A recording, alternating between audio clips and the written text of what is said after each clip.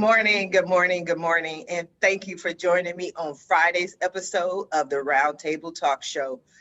It's Friday, and you know what that means. I didn't tell our guests, but I always tell people you don't want to be on my Monday show or my Friday show.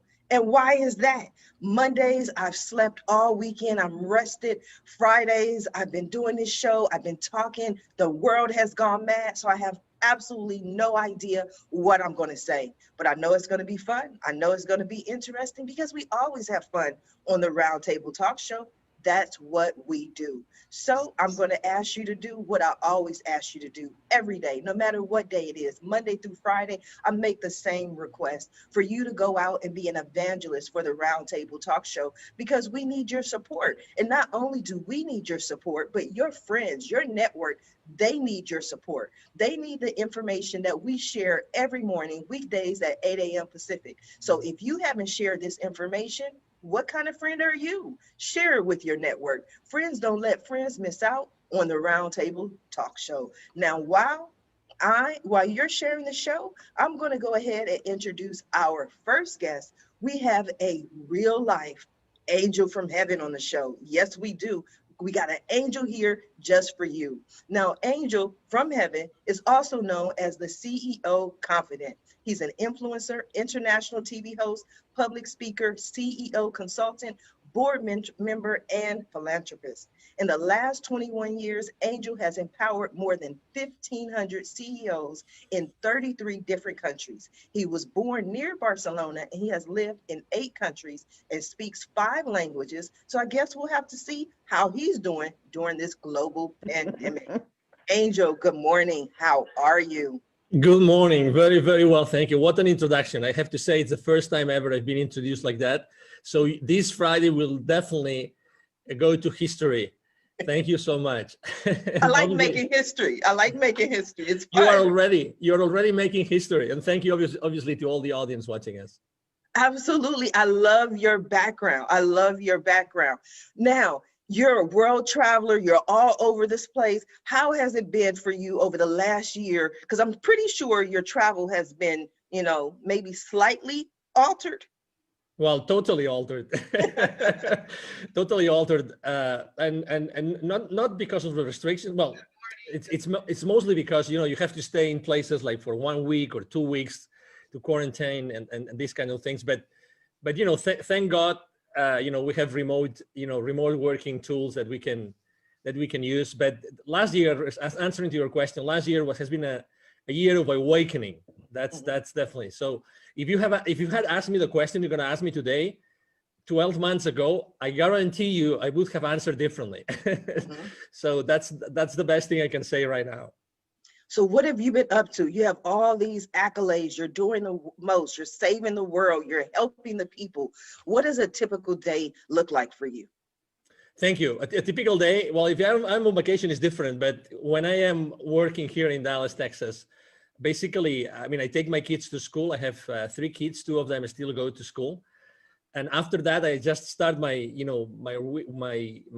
normal day. I have an intention experiment I've been doing for the last 3 years. For half an hour, I meditate with 8 other people from different places in North America.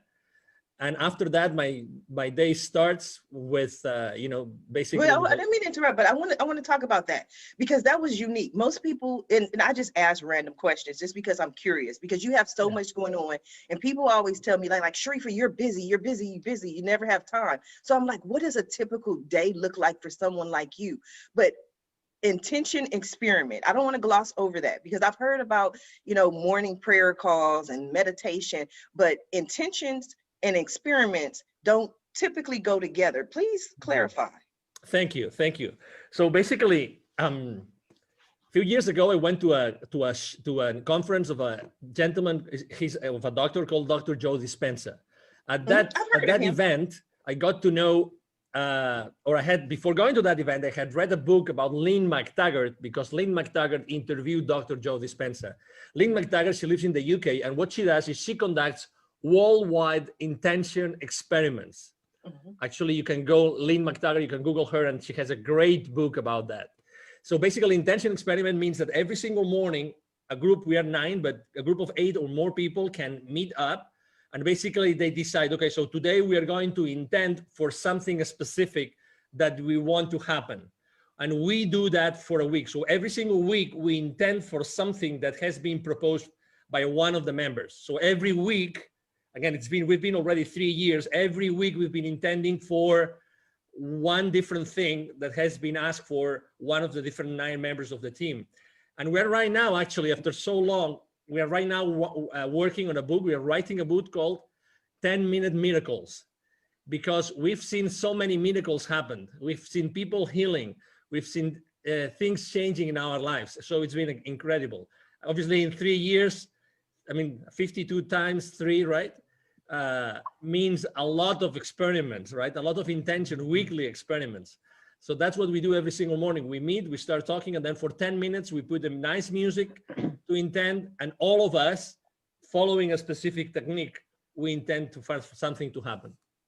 So that's amazing. I'm trying to figure out how I can get in on this call, because I need some 10-minute miracles or some 5-minute miracles. I like quick, fast.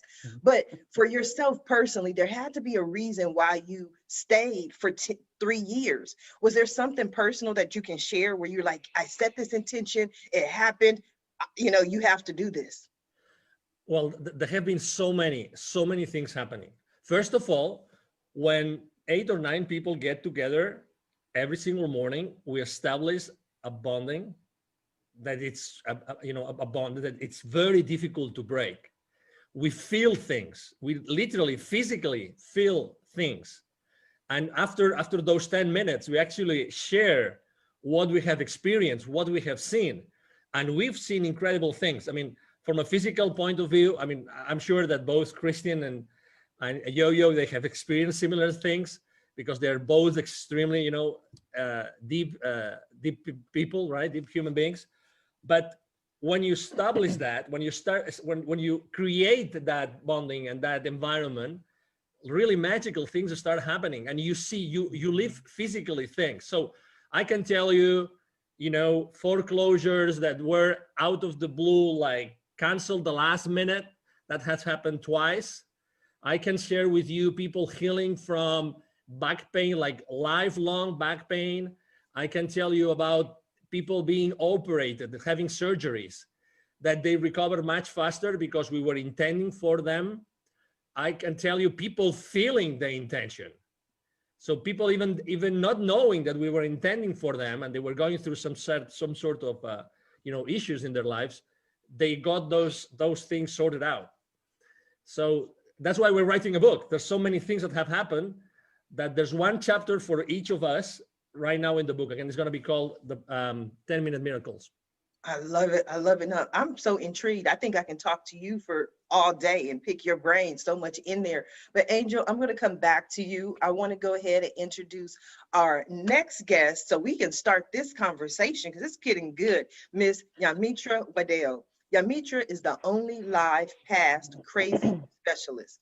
She works strategically with individuals to identify, analyze, and release chaos and crazy in their lives by providing a safe space to begin their journey and guide them to the source of their own power. Yamitra is an Amazon international best-selling author of Fearless Women, Born to Give Thanks, and Transition to Freedom, and 7 other amazing books. She has received Author of the Year award for 2 consecutive years and has had the opportunity to share the screen with the late actor Tommy Ford in the movie The Last Time.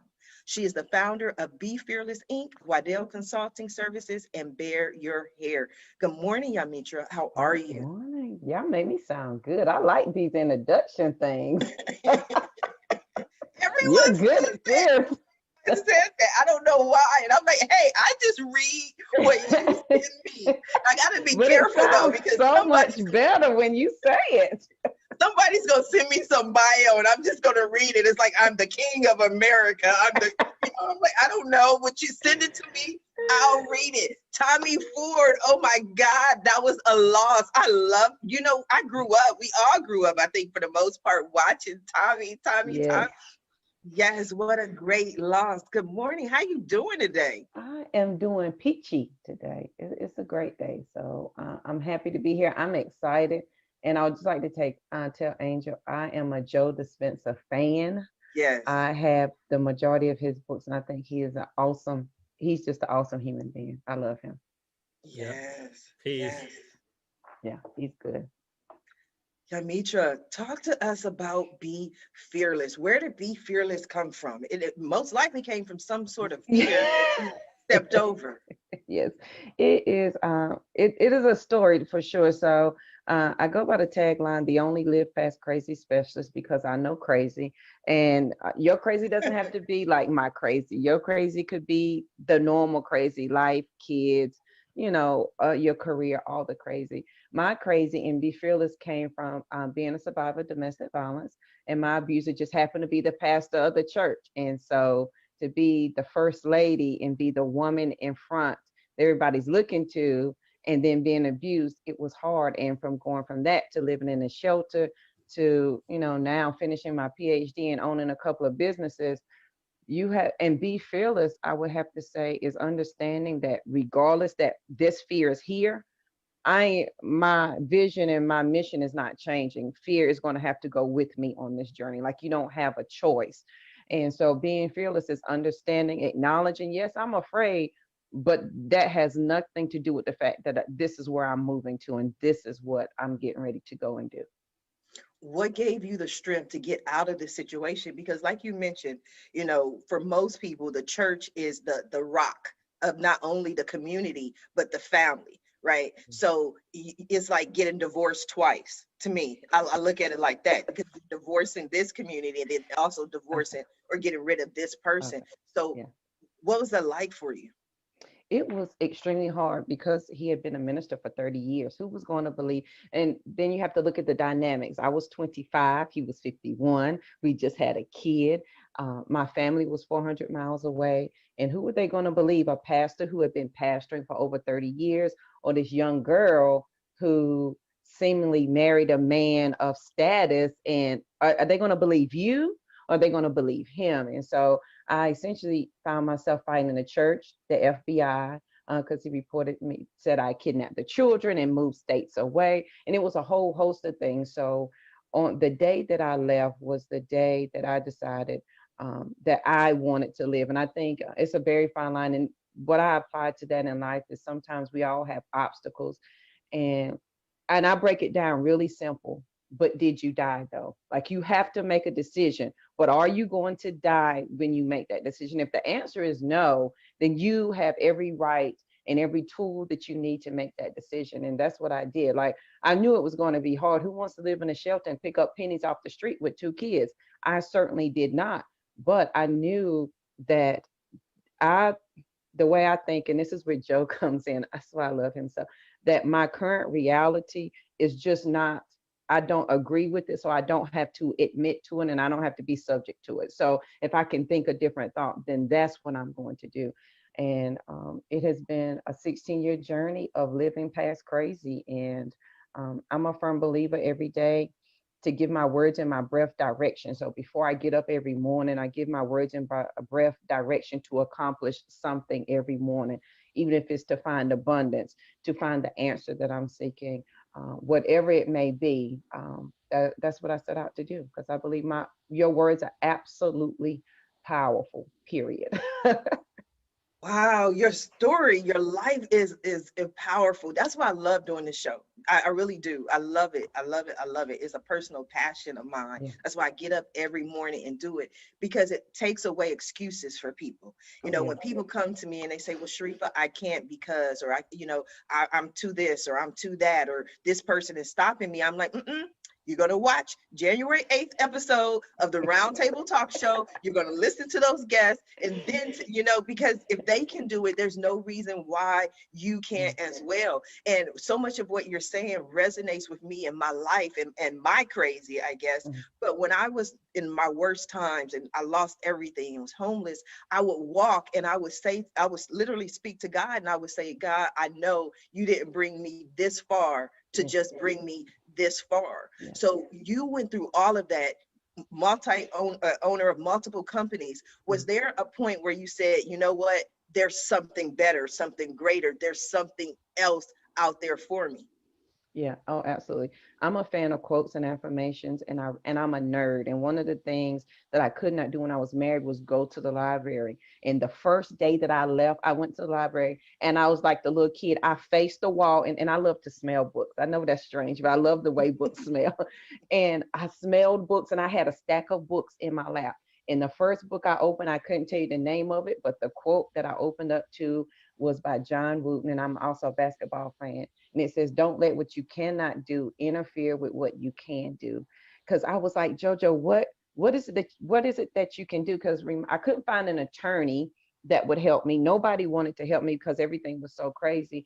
And that quote came into play because it says, if you focus on what you can do, what you cannot do will take care of itself. And I was like, well, JoJo, you already had 2 undergraduate degrees, so that must mean you're not stupid. And so I learned the laws of North Carolina for representing myself, and I went to court and represented myself, won the case, and I live by that quote.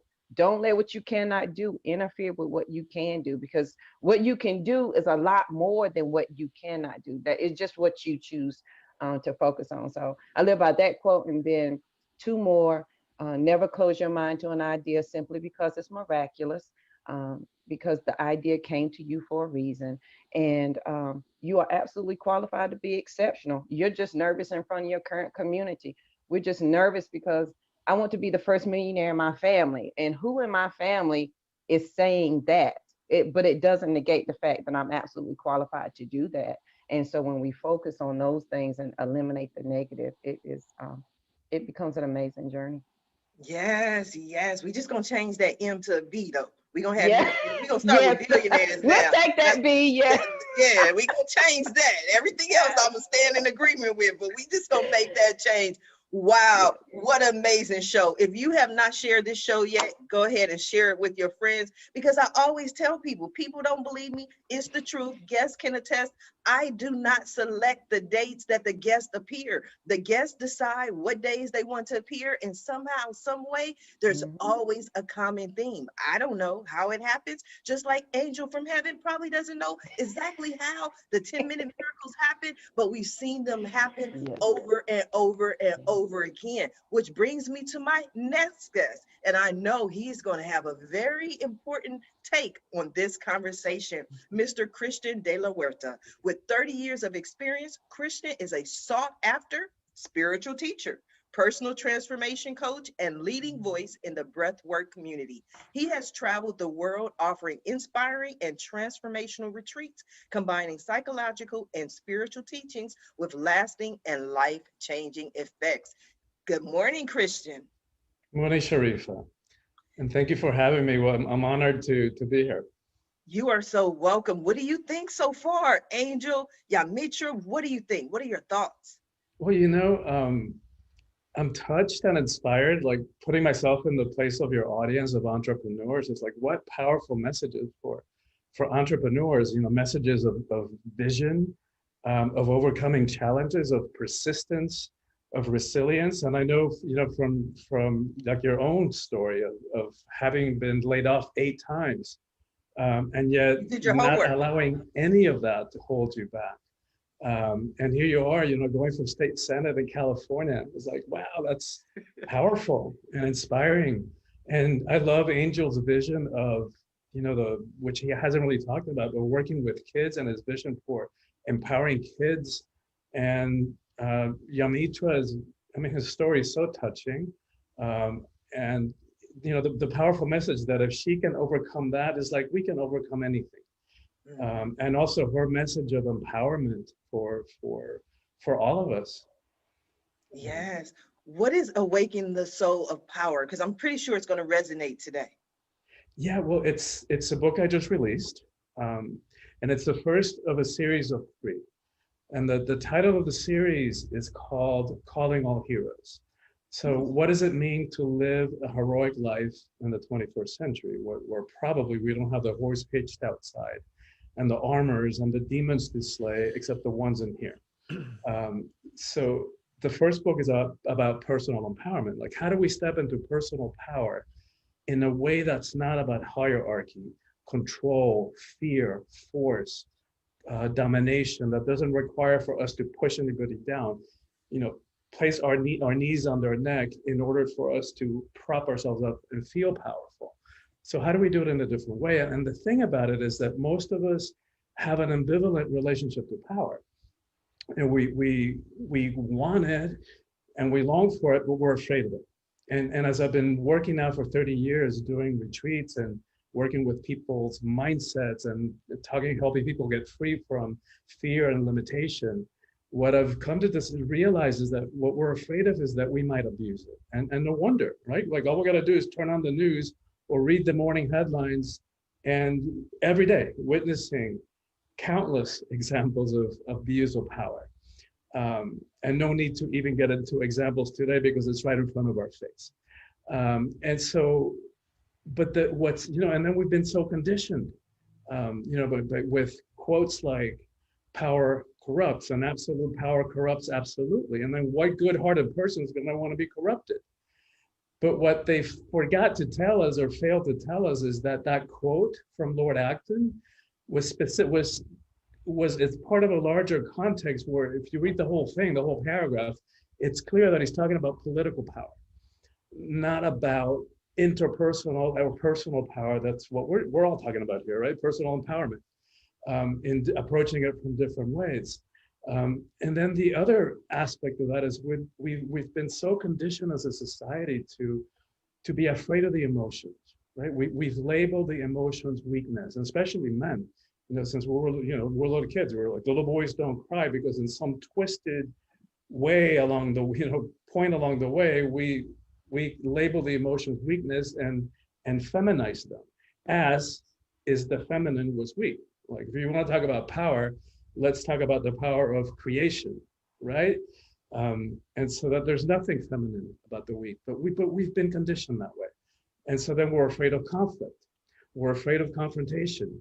We're terrified that if we really bead all of who we are, that other people may not be able to handle us. So then we stuff ourselves, we stuff our emotions, and that doesn't work, right? What used to be spiritual teaching, that everything is energy, now we know from physics that everything is energy. Like that's the case. It's no longer spiritual teaching. So including the body, including the emotions, we know from physics too that energy cannot be destroyed. So just because we stuff it, it doesn't go away, right? All those emotions don't go away. They get stuck in the tissues of the body, and we walk around with them. And after decades and decades of suppressing ourselves and suppressing our emotions, we walk around like these cauldrons of suppressed emotion, which we then start either react, like somebody just rubs us the wrong way and we react because we're reacting to a lifetime of suppressed emotions, and we bring damage to our relationships, or that energy has to come out somewhere. So it starts showing up in bodily symptoms, cancer, ulcers, heart attacks. So we've got to learn how to feel and how to identify our emotions and learn how to communicate them responsibly, courageously, compassionately even. I think that is powerful. We're all on the same page today. I think that's so wonderful. Everything you're saying resonates with me. And it also reminds me of, like you mentioned, I am running for Senate 2024. I'm excited about that. In 2018, I went through this journey, right? For some reason, I started meeting all of these psychics and channels and mystical woo-woo people, and everybody, I would have all these different sessions, and one person after another said the same thing. They would say, Sharifa, you're not standing in your power. And I'm like, okay, thank you. I don't know what that means, but thank you. And then I go to the next person and they say, Sharifa, you're not standing in your power. And I say, okay, thank you. I don't know what that means, but okay, 2021, I know exactly what that means. Yeah. And it wasn't a fear of mine that I wasn't able to, or I was afraid of, but I think I had more of that. Why would I run for city council? Why would I run for Senate? There are, trillions and billions of people on the earth. Why me? And then I had to get to that point of why not me? This is something you're passionate about. Why not you? So I don't think it was the fear for me, but it was just understanding that I do have a voice. And what I've done, just having all the guests for the last year on the Roundtable Talk Show, That took a lot of power to provide a platform for some of the greatest people in the world. But I didn't understand that it was power in doing that. Does that make sense, Christian? It makes total sense. And thank you for doing that. Thank you for saying yes to your own call, to step into your power and to do heroic work, right? What all of us are doing is heroic. The way that JoJo got herself free with two little kids, to support, that's nothing short of heroic. And so I love this conversation. And another way that we see commonality in all of us is this desire to make a difference in the world. Mhm. Right? And it's that desire to make a difference in the world, that conviction, that allows us to use JoJo's framework to not allow fear to hold us back. Right? So that Absolutely. desire to make a difference, our sense of service, our sense of conviction is greater than that fear that no longer holds us back. And that's, I love that word fearlessness, because we're confused about what that means. And like JoJo, embodies and teaches, it doesn't mean that we no longer feel fear. It just means that we no longer allow fear to hold us back. Yes, you made an interesting point though, Christian. I want to ask JoJo, because in everything I've done, being laid off 8 times, losing everything, even this entrepreneurial journey that I've been on since 1994, people always ask, why did you do it? And I'm like, because my kids said, Mom, we're hungry. There wasn't this deep rooted, I want to save the world. My kids were like, Mom, dinner needs to be served somehow, some way. So JoJo, when Christian looks at you and he's like, you know what, just getting these 2 kids out of this situation, that's powerful. And I agree wholeheartedly, there's power in that. But at that moment, were you thinking about the power, or you just like, I got to get out of here? Oh my God. I was thinking, and I'll just give y'all a quick backdrop. The day I left, my abuser had taken advantage of me in front of our 3-month-old, who was a preemie, who had just got out of the hospital. And so she was only 60 days old, and she only weighed 4 pounds. And so he had taken advantage of me in front of her. And I tried to kill myself that morning. And then the next morning, well, that night, he tried to have me committed to a mental hospital. And I was like, this can't be my life. Like, is this going to be my life statement? And then that morning, July 26th at 7:30 in the morning, I stood at that front door and I cried for 35 minutes, because I knew when I opened up that door, it was going to say door open. And he might have been a heavy man, but he was a quick man. I was like, either I'm going to die trying to leave here, I'm not going to willingly let you kill me. And that's exactly what happened. Mind you, my family was 400 miles away. I didn't know a soul. I had no money. I drove a car. The front wheel fell off if you went over 45. There was no tag, no registration, and no insurance on the car. So when I left, it was the last thing it was my last ditch effort to say, if you're going to live, today is the day. Well, you better put all the living you got in this moment right now. Come hell or high water. That's all you got. And that is what allowed me to walk out that door. Now, has it been easy? No. The lights off, power off, gas off. I'm eating once a day, asking my coworkers, "You going to finish your lunch so I can eat?" So whatever's at the house, the kids can eat. But it's in that moment that you have to decide: do you want to live or die? And I think that sometimes this was my crutch, but it's so hard. It's hard to make a decision. I don't know. It's not hard. Making the decision is the easy part. What's hard is dealing with the ramifications that come with the decision. And so for me, out 2 things: is this going to be my life statement? Are these going to be the last words that everybody's going to know JoJo for? And are you going to put all your living into this moment? And if that's what you're going to do, then sister, you better get moving. Absolutely. Yeah. Angel. If I may add something, after hearing both Christian and Yo-Yo, probably they don't know, nor Christian nor Yo-Yo, and they don't know, but Tony Robbins has been quoting you for the last probably 10, 15 years when he says that we are so fearful of our own power. Yes. And that's probably why we don't step into it so easily, because we are fearful of ourselves and what we can do with that power, right? So I was having chills as I was listening to both of your stories. It's definitely magic what you have, what you are building here today, Sharifa. Thank It is. you.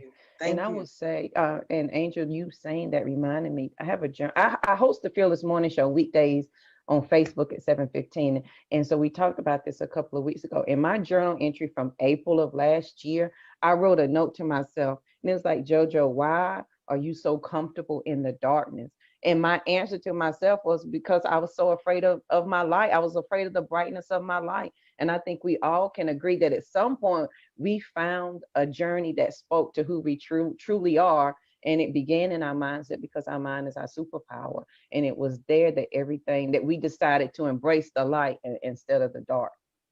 Yes. Angel, have you had a moment when you felt like you were not standing in your full power or you were afraid of your power? Well, so many times. If I had to choose one, probably it would be when I left corporate America. Mhm. That was 5 years ago.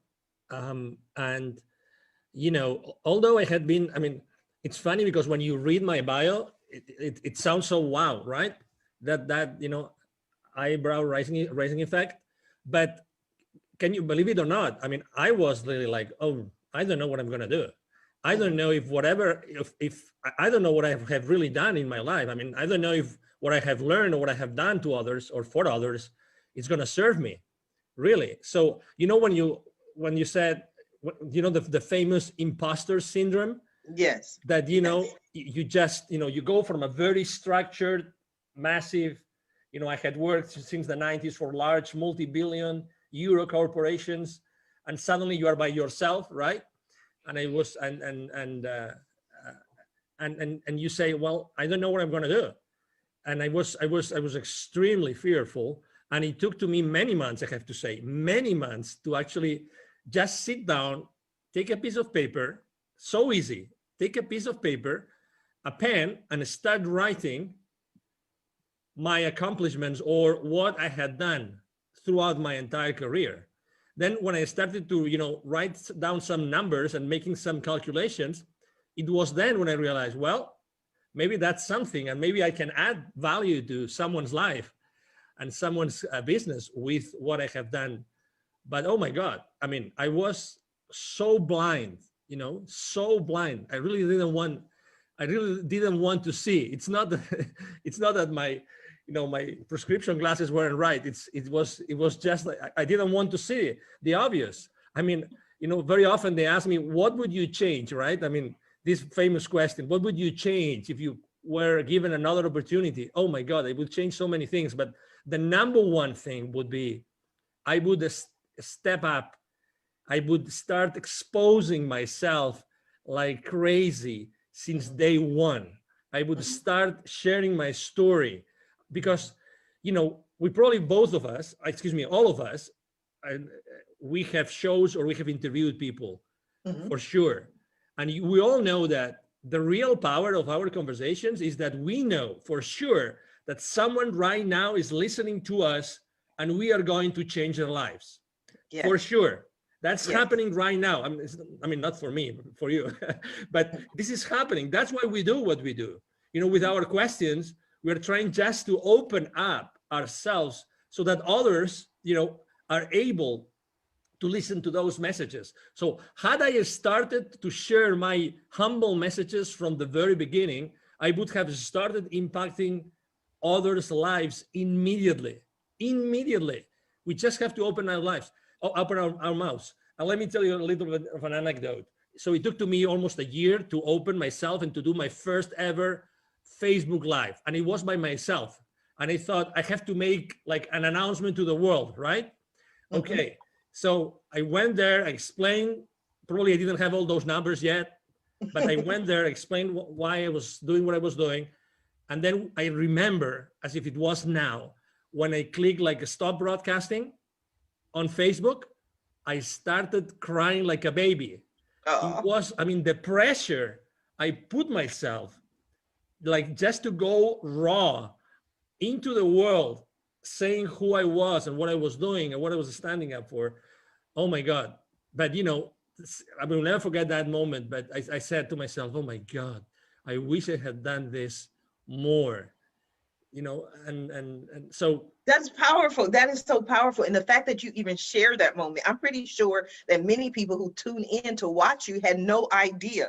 I mean, when we do our shows, like you mentioned, all of us in some form or fashion have a show or have an audience, everybody thinks it's so easy, but it's not easy to be vulnerable. It takes a lot to be vulnerable and to talk and to share your message. yeah, absolutely. And probably, right now, I don't care that much because, whatever happens. And that's one point that I wanted to make, maybe changing gears a little bit, which I think is killing us as a civilization, which is that thing of fitting in.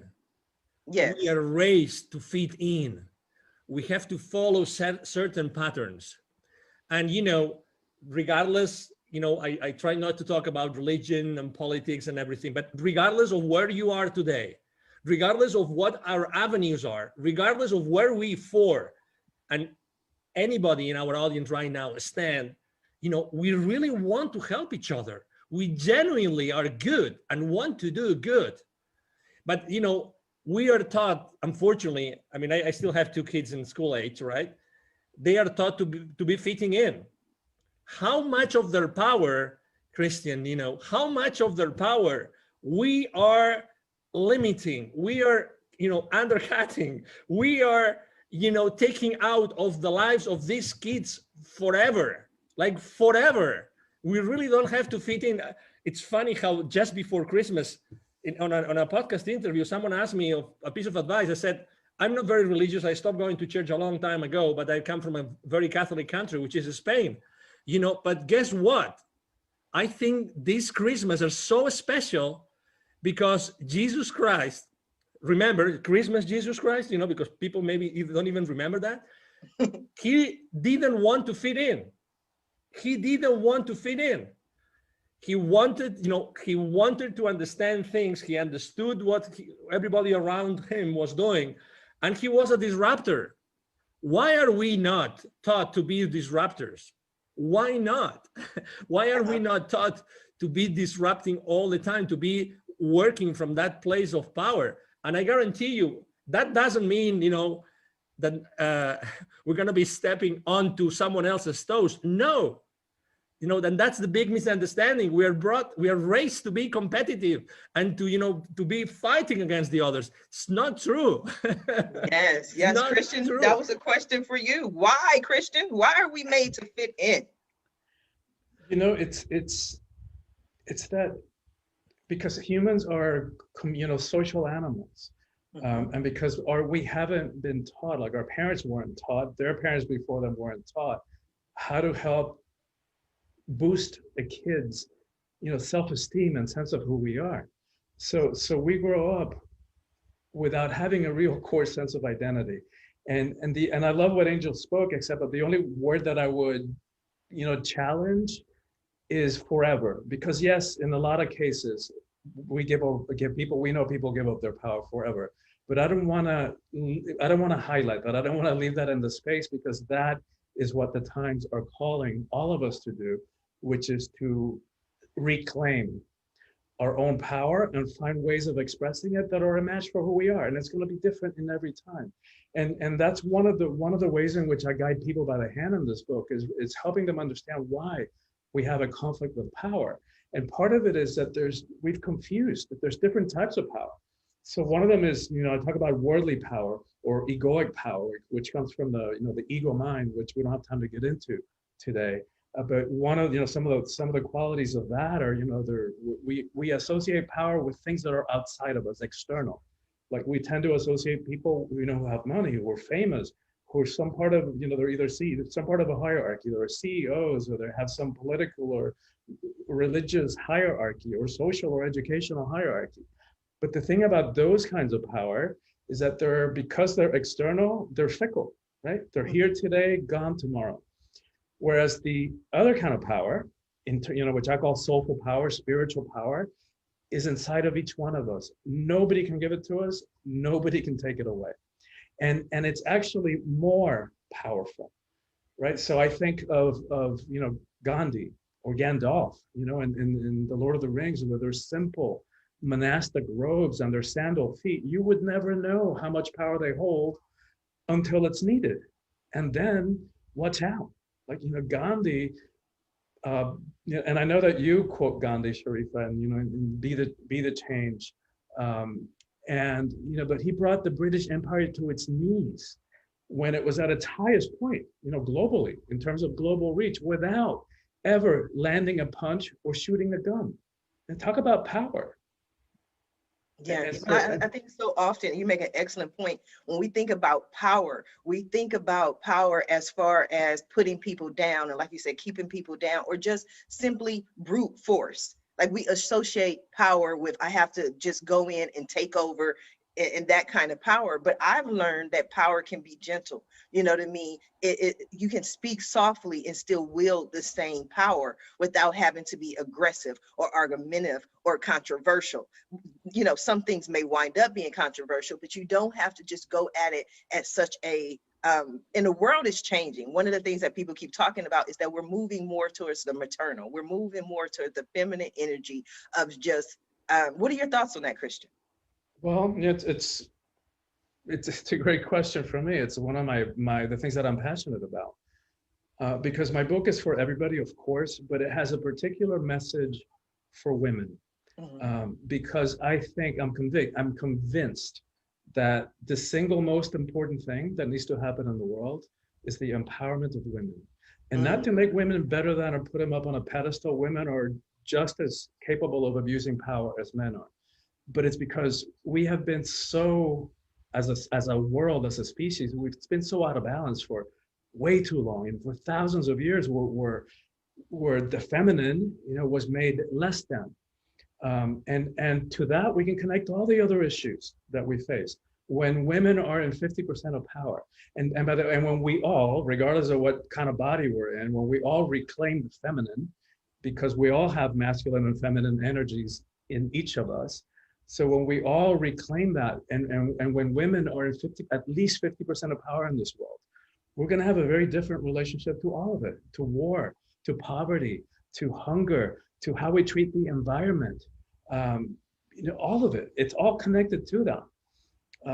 And so when I think about strategically, like if there was one thing that I could focus on in my limited time, here on this planet, that's what I've landed on.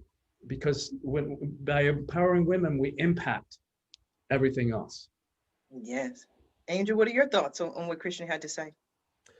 Yes, it's funny because when I was still in Barcelona, and I had been working for an audiovisual company in Spain, and there was a headhunter, a lady headhunter, that came and offered me that position before. And when I left Spain and I went to live in the UK, I had this meal with this lady and asked her, hey, why did you come? How did you find me? And you came to my first job, and you came and you took me to the second job, completely different industries, everything. Why? I mean, why? Because I went from working, in a university to working in the private sector. And she said, because Angel, you have something. And don't get me wrong, I mean, that's the 90s, okay? So because you have something which not many people have, which is your feminine side is very pronounced. And I said, what do you mean? And why did it make me a good candidate for that position? And he said, because you see life differently, because you are able to put forward things that other people would hide. And throughout my life, it's been funny because I've always worked with more women than men.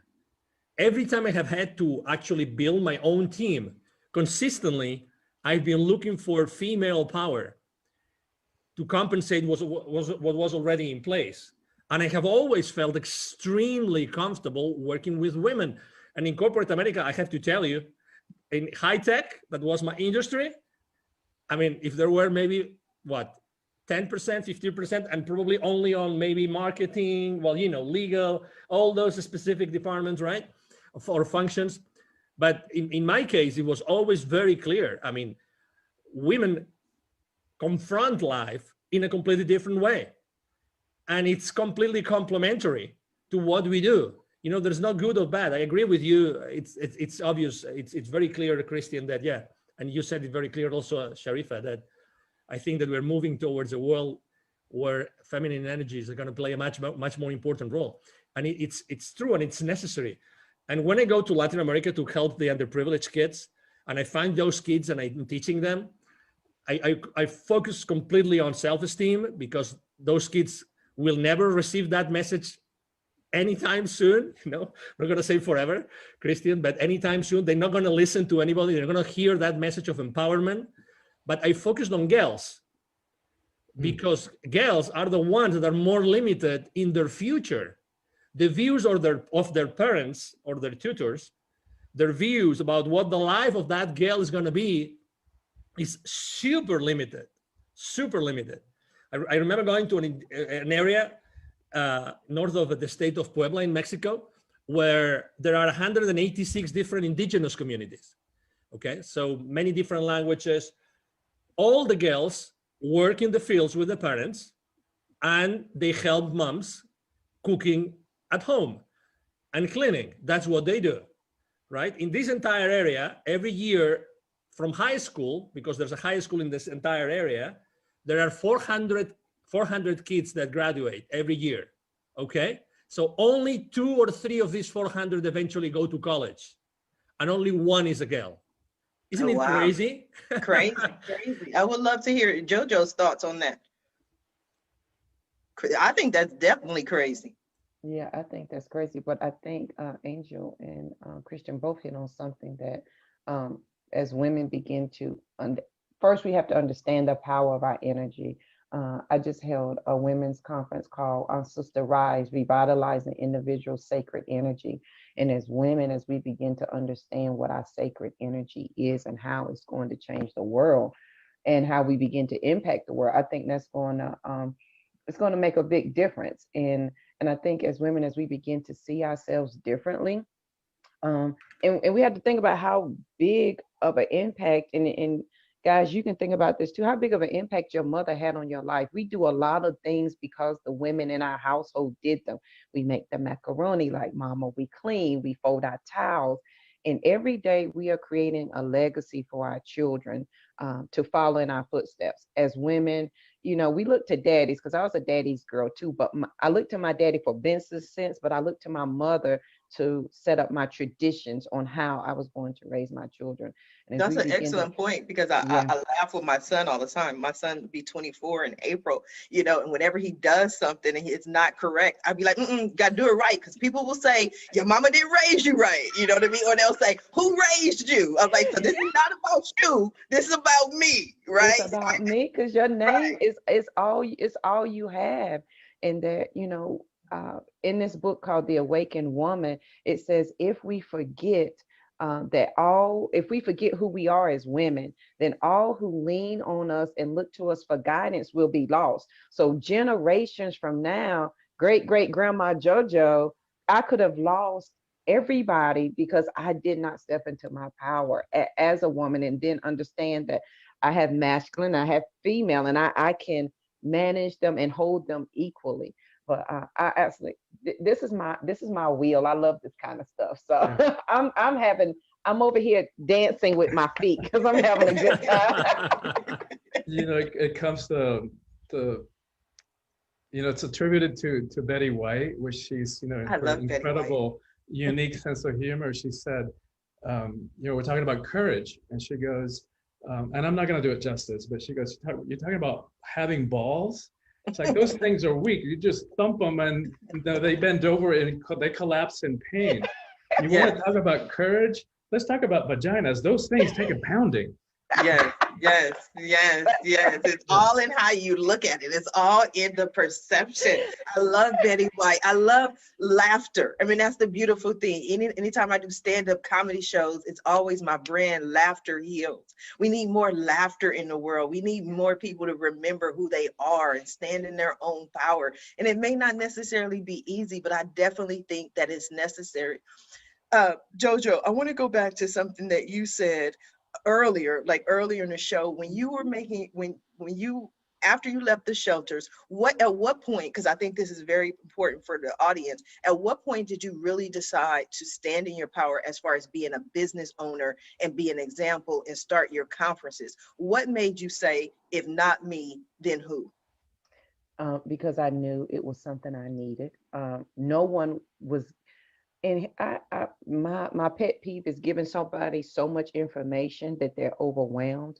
I'm the person, I need JoJo, do step one and then do step two. And nobody was giving me that.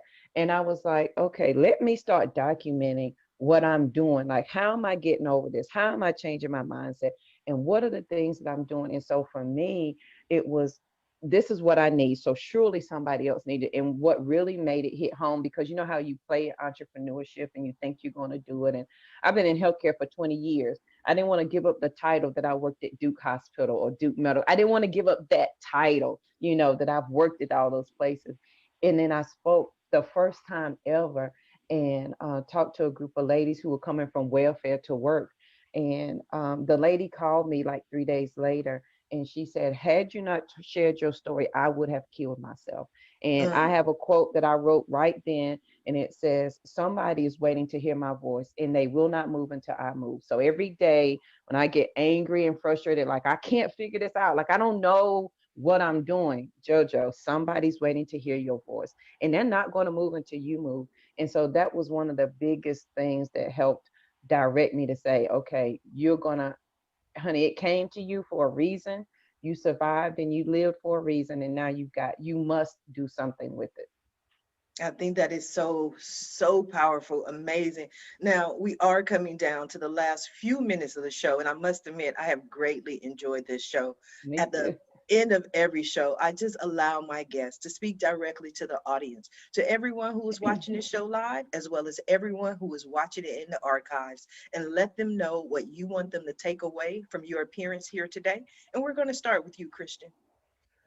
Good. Thank you so much. And I want to, add one more thing for the men in the audience, because the current system, of toxic masculinity that we've been living in for the last, who knows how long, thousands of years, is not good for men either. Right? Of course, it's oppressive women in ways and in ways that are completely unacceptable and enough. But it's also been incredibly limiting for men. Like, no wonder men, have a shorter lifetime. They die 3 years before. No wonder the rate of suicide among men is like 3 times. I forget the exact number right now, but it's way higher. I think 70% of the suicides in America are committed by white men. So it's not working, right? The system is not working for men either. And it's time that we all figure out a way to reconnect with who we are, to reclaim our own sense of self, our own sense of power. As far as I'm concerned, we're living in the most critical times in the evolution of humanity. Make it or break it time, Yeah. right? And so whenever one of us feels that call, like all four of us here have, to be more, to say yes in spite of the fear, and to step into roles that we don't even know how it's going to work out. That the universe has a vested interest in each of us doing that, because as we do that, and when we do that, the ripple effects will be felt. And like everybody here was talking about, like Angel was talking about, making a difference. That's how we all get out of this collective hole that we have dug ourselves into. Yeah. That was powerful. And that was actually a very interesting statistic. I had no idea that 70% of suicides are white males. I did know I found this interesting fact out, is that more women than men attempt suicide, but more men than women commit suicide. Is because men do suicide in deadlier ways. Women tend to take a bottle of pills and wake up in the hospital, but they live to see another day. Whereas men, they're done, they're final, they get the shotgun and it's over. So very interesting. We have to heal the world so no one is in that position where they even contemplate or even think about suicide. And we're all here to help them. Thank you for that, Christian. Angel, what do you have for us? Thank you. One of my favorite sayings is taking perfect action now. Mm. And I do that because most of what I do is I help both, you know, corporate executives and entrepreneurs to accelerate the growth of their businesses through expansion and exposure using different techniques. And every single time, I'm very involved here in the Dallas area with the different business accelerators, business incubators, etc. And every single time I'm helping someone reinvent themselves, pivot in their businesses, I always have this same conversation. You all have an immense power inside to create wealth for the rest of the world. All of you. Tony Robbins says something which is extremely smart, which is, you know, your wealth is totally dependent and proportionate to the amount of people that you are able to serve. And I have to tell you that every single one of you have something inside your professional career, your life, that nobody else in the world has. Nobody. We all have lived completely different lives. Even if you think you are not adequate or you're not enough, you are already enough and you are already adequate. And you can already start. To offer your products, your services to the rest of the world. So I would encourage you to take imperfect action now, to start changing your life immediately, stepping into your power, as Christian and Jojo were saying very, very wisely, but do it today, do it immediately. You know, as you realized, you know, I think that many of us were confronted with death in the last 12 months, right? Like it or not. We had to think about death, you know, at some point. So, hey, you know, we can do so much good in this world and the world needs us. And if it's not us, it's not going to be anybody else. Exactly. I mean, it's great when I was listening to that from Jojo. It's like when I created my nonprofit Wisdom for Kids, I said, if I don't do that, who's going to do it? To be honest, nobody's going to do it. Nobody can do this the same way that we are doing it. Nobody. So I love your passion, Angel. You are passionate. I love it. I love passionate people. Totally. You are so passionate. Totally. So that's my 5 cents, Sharifa. Oh, thank you for 5 cents. Usually we only get 2 cents. So I like that extra 3 cents. I love it. I love it. I love it. Thank you, Angel from heaven. Jojo, what do you have for us? Angel, I want to give you a word that I made up, but I think it will fit just right with you. It's urgentaneously. Like we have to take action urgentaneously. My kids hate when I say that. I need it done urgentaneously. They're like, that's not a word. Doesn't matter. It is. My daughter makes up words all the time. And I'm like, if Will Smith can make up Jiggy, you can make up whatever you want. So hey, I like urgentaneously. I'll just credit JoJo for that one. Yes. I would like to share my few cents is that as we all begin this journey, however we define it, describe it, some steps to live past crazy. And I call it self-care as gangster, because you have got to really want this for yourself to begin this journey. So there's just 5 things that you can start today.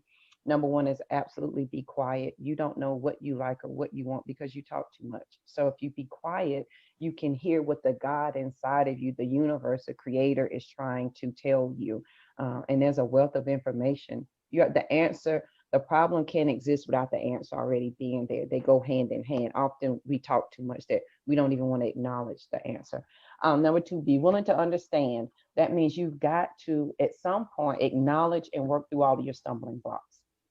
Ain't no way around that. Like, you've got to be willing to do that. Number 3 is allow space for yourself. Allow space for healing and grace. I learned that on this journey as I was growing, I had to make room inside of myself for JoJo to be great and not be small. And Grant Cardone says it's you do more damage by living small than you do by living great. And so you got to make space inside. And then when you do that, give yourself some grace and peace. Forgive yourself. Yeah, you made a stupid decision, but you made the best one that you could at that moment with what you had. Give yourself some grace and peace, sister, and move on. And then respect the power that's in you. And you do that with wisdom and peace. Respect that you are a superpower, and every day you have the option to pick your superpower up or lay it down. And I would tell you that, and people say, JoJo, I'm not like you. Like, I'm not powerful, honey. JoJo ain't either, but please let me tell you something. You are so powerful that you convince the God in you that you're not good enough to do anything. That's how powerful you are. You override the innate universe inside of you that says you're a creator to say that you're not. So you can't tell me you're not powerful. You do it all day, every day. It's just what you choose to do with it. So respect the power that's in you. And number 5 is release the need to be less than, those old habits and thoughts. At least I'm not as bad as, at least I didn't do that. Release those words because they hold you exactly where you want to be. And it's not until we're willing to take responsibility for where we want to go that we're able to leave where we are right now. So as you begin this journey, I welcome you on your journey, because you couldn't have came any other day other than today, because you couldn't have understood it. You couldn't have received it. It would have never made sense. You would have said, JoJo's crazy for real. And I would take that title because I'm the only Live Past Crazy specialist. I'll handle that title. So as you begin your journey, I welcome you. It's going to be amazing, and have fun with the ride. Absolutely. I have truly enjoyed today's show. It has been an amazing show, amazing week. I want to thank my guests for joining me here today on the Roundtable Talk Show. And I especially want to thank everyone who tuned in to watch the show live, as well as everyone who is watching it in the archives. Just because you didn't catch the live show does not mean you're not important. You are very important. We still need your support. We still need you to watch the show, share the show, but please don't just watch the show. Please don't just share the show. Support our guests. Visit their websites. Pick up a copy of their book. They came here this morning to share their message just for you. So support them. Their information, their websites are in the Facebook post. And if you're interested in more ways that I can help your business, or maybe you want to be a guest on the Roundtable Talk Show, please visit my website at asharifa.com. Until Monday morning at 8 a.m. Pacific, everyone have a safe and a blessed weekend. Bye now.